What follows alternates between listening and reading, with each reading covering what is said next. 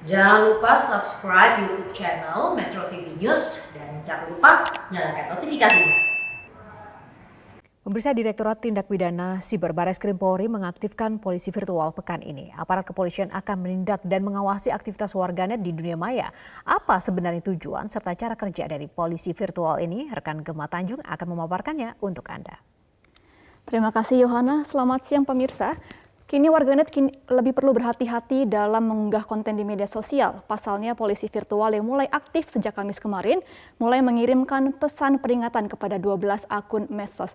Sebenarnya apa tujuan dibentuknya polisi virtual ini dan apakah yang akan membatasi ruangan atau berpendapat warga di media sosial? Kita akan cek mekanismenya. Pihak dari kepolisian ataupun Barreskrim Polri telah menindak surat edaran dari Kapolri yang sebelumnya Kapolri Jenderal Listio Sigit Prabowo mengatakan bahwa ini merupakan respon dari arahan Presiden Joko Widodo soal pasal-pasal karet yang ada di dalam Undang-Undang Informasi dan Transaksi dan juga Elektronik ataupun UU ITE. Yang pertama adalah tujuan dibentuknya polisi virtual adalah menindaklanjuti surat edaran Kapolri tentang kesadaran budaya beretika untuk mewujudkan ruang digital Indonesia yang bersih, sehat, dan juga produktif. Kemudian juga pendekatan yang akan dilakukan oleh pihak kepolisian adalah memberikan edukasi kepada publik agar tidak menyebarkan konten yang diduga melanggar hukum. Dan ini juga berkaitan dengan mengurangi konten hoax ataupun post-truth di area dunia maya. Kemudian selanjutnya kita akan melihat pernyataan langsung dari Kapolri Jenderal Polisi Listio Sigit Prabowo yang mengatakan bahwa virtual police akan bertugas untuk menegur dan juga menjelaskan kepada akun yang berpotensi melanggar ataupun yang akan mengepost sebuah konten yang tidak sesuai dengan di undang-undang. Nantinya juga pihak dari kepolisian akan bekerja sama dengan pihak Kominfo sehingga kalau ada konten-konten yang melanggar, virtual police akan muncul sebelum cyber police yang turun. Dan ini juga merupakan pendapat dari Wakil Ketua Dewan Perwakilan Rakyat ataupun DPR, Aziz Syamsuddin. Ia mengatakan bahwa jika ada yang melakukan kesalahan di media sosial, maka Polri harus mengutamakan teguran terlebih dahulu dengan baik dan mengingatkan akun tersebut sehingga masyarakat paham dan tidak akan mengulanginya kembali. Sehingga dengan adanya virtual police ini juga diharapkan tidak membatasi berekspresi masyarakat di media sosial, namun pada porsinya masing-masing. Dan kita akan melihat sebenarnya seperti apa mekanisme dari virtual police tersebut. Ini merupakan tindak lanjut dari surat edaran yang dikeluarkan oleh Kapolri. Yang pertama adalah nantinya virtual police ini akan mengedepankan edukasi dan juga langkah persuasif. Dan kemudian juga ini akan berlanjut untuk menghindari adanya dugaan kriminalisasi terhadap orang yang dilaporkan sehingga sebelum nantinya akun tersebut dirasa melanggar ataupun dipidana, sebelumnya pihak kepolisian ataupun virtual police akan mengedepankan edukasi dan juga langkah persuasif terhadap user tersebut. Kemudian juga nantinya petugas diminta untuk mengikuti perkembangan ataupun pemanfaatan ruang digital sehingga pihak kepolisian juga perlu mengetahui seperti apa kondisi dunia maya pada saat ini. Dan nantinya pihak kepolisian virtual juga akan mengedepankan upaya preemptif dan juga preventif melalui virtual police dan juga virtual alert. Lalu apa saja pedoman yang akan dipegang teguh oleh pihak kepolisian yang bertugas dalam virtual police? Ini juga merupakan tata cara kerja dan juga mekanisme yang akan dilakukan oleh pihak virtual police. Yang pertama adalah nantinya virtual police akan memberikan peringatan kepada akun yang dirasa telah melanggar ataupun mengemukakan sebuah konten seperti hoax ataupun hate speech. Dan setelah menemukan adanya akun yang melanggar, nantinya pihak virtual police akan menyimpan unggahan tersebut sebagai bukti yang akan dikonsultasikan kepada tim ahli. Tim ahli sendiri ini juga akan terdiri dari tim ahli pidana, bahasa, dan juga ahli ITE. Nah selanjutnya nanti akun akan diajukan ke Direktur Cyber ataupun pejabat yang ditunjuk untuk diberikan pengesahan jika memang akun tersebut terbukti telah melanggar ataupun kontennya ini ada hukuman pidananya. Dan kemudian lanjutan cara kerja ini akan berlanjut nantinya jika akun tersebut sudah disetujui oleh pejabat yang sebelumnya, maka akun tersebut akan diberikan virtual police alert yang akan dikirim secara pribadi ke akun yang bersangkutan secara resmi. Namun nantinya virtual police alert ini dikirimkan via direct message ataupun pesan ini secara personal sehingga tidak ada akun lain yang mengetahui bahwa akun tersebut memang sedang diawasi ataupun sedang dikenakan virtual police alert. Dan memang bukan tanpa alasan virtual police ini dibentuk karena sebelumnya kita akan flashback ke beberapa contoh yang merupakan informasi hoax dan sempat menggemparkan dunia maya. Kita pasti pernah ingat mengenai kasus dari Ratna Sarumpait yang waktu itu tahun 2018 ada konten di Facebook yang membuat sebuah tulisan bahwa Ratna Sarumpait ini merupakan korban dari penganiayaan di tahun 2018 dan informasi tersebut pun sempat dikonfirmasi oleh beberapa tokoh politik. Namun ternyata ketika pihak kepolisian melakukan penyelidikan, ternyata informasi tersebut adalah salah ataupun hoax.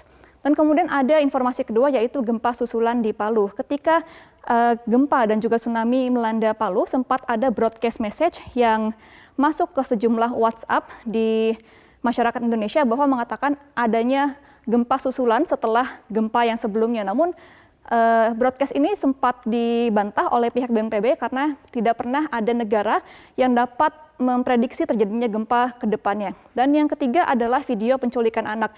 Video ini sempat viral di media sosial karena ada sosok laki-laki yang diduga menculik anak-anak di kawasan Jabodetabek. Namun ternyata informasi tersebut tidak benar dikarenakan video ataupun aktor di dalam video tersebut adalah tukang parkir yang mengalami gangguan jiwa. Kemudian berlanjut ke kasus konspirasi imunisasi dan juga vaksin. Kalau konspirasi ini memang sampai sekarang masih ada terus ya, dikarenakan untuk saat ini vaksin COVID-19 sedang digencarkan oleh pemerintah dan masih ada beberapa akun ataupun user yang masih menyebarkan hoax terkait dengan vaksin dan juga dampaknya. Namun untuk konspirasi ini juga memang terkadang tidak ada bukti sebenarnya, sehingga jika memang informasi tersebut tidak benar, maka lebih baik dicek faktanya terlebih dahulu. Kemudian terakhir adalah rekaman black box Lion Air JT610, di mana pada tahun 2018 ini kecelakaan Lion Air sempat menggemparkan Indonesia dan sempat juga langsung dikabarkan bahwa rekaman black box ketemu dan ada rekaman suaranya. Namun ternyata memang black box tersebut baru ditemukan oleh pihak TNI 3 hari ataupun 4 hari setelah kejadian. Dan ini juga merupakan kasus-kasus ataupun konten di media sosial yang dikenakan UU ITE dikarenakan diduga melanggar dan juga dan hingga akhirnya dilaporkan ke pihak kepolisian. Yang pertama adalah kasus pada tahun 2017 yaitu berang ditilang. Ini ada seorang perempuan yang marah karena ditilang di jalanan sehingga ia menulis konten di Facebook dan juga menjelekkan pihak kepolisian, sehingga akun perempuan tersebut akhirnya dilaporkan ke pihak kepolisian dan ia dikenakan pasal 45 ayat 1 UU ITE dengan ancaman kurungan 6 tahun penjara dan juga denda 1 miliar. Kemudian berlanjut ke kasus selanjutnya, ini adalah martabak telur pada tahun 2017 dan hukumannya ini dikenakan kepada tersangka pada tahun 2018. Untuk kasus ini adalah seorang laki-laki yang menulis sebuah konten di Facebook yang mengatakan bahwa ia menemukan sebuah rumah dan di dalamnya ada korban mutilasi. Namun ternyata informasi tersebut adalah sebuah guyonan, namun ia sudah membawa nama instansi kepolisian sehingga pihak kepolisian akhirnya mengusut kasus tersebut yang dikenakan UU nomor 19 tahun 2016 mengenai ITE. Kemudian kasus selanjutnya adalah gara-gara Jogja. Ini juga kasus yang menyangkut seorang perempuan yang marah ketika ditolak untuk mengisi bensin di SPBU dikarenakan saat itu SPBU ataupun bensin sedang langka, sehingga ketika ia akan mengisi bensin ia ditolak dan ia kesal dengan SPBU sehingga ia menuliskan ujaran kebencian terhadap SPBU tersebut dan juga kepada warga Jogja, sehingga posan ataupun konten dari perempuan tersebut dilaporkan ke pihak kepolisian dan dikenakan UU ITE dengan pasal 27 ayat 3. Ia pun akhirnya dikenakan hukuman pada tahun 2015. Dan kasus terakhir adalah penghinaan presiden yang terjadi pada tahun 2017, di mana ini ada seorang laki-laki yang mengunggah sebuah konten. Ia mengatakan bahwa saat itu ada foto Presiden Jokowi sedang berdoa, namun ia mengatakan bahwa berdoa tersebut hanyalah sebuah pencitraan, sehingga akun laki-laki tersebut akhirnya dilaporkan ke pihak kepolisian dan dikenakan UU Republik Indonesia nomor 19 tahun 2016. Sehingga ini merupakan kumpulan dari konten media sosial yang dapat dikenakan UU ITE pada tahun sebelumnya dan juga dikenakan hukum pidana. Dan ini merupakan poin-poin dari surat edaran nomor SE2 tahun 2021 dari Kapolri. Ini ada 11 poin kurang lebih yang akan dijadikan rujukan dan juga dijadikan pedoman bagi anggota polisi dari virtual. Sehingga memang untuk virtual police ini akan mengedepankan edukasi dan juga persuasif bagi para user di media sosial. Ya pemirsa, menurut kepolisian, keberadaan polisi virtual ini tidak akan membatasi ruang berekspresi warganet di media sosial. Hanya saja netizen harus lebih berhati-hati dalam mengunggah konten yang memiliki unsur pidana seperti hate speech ataupun hoax. Bijak menggunakan media sosial.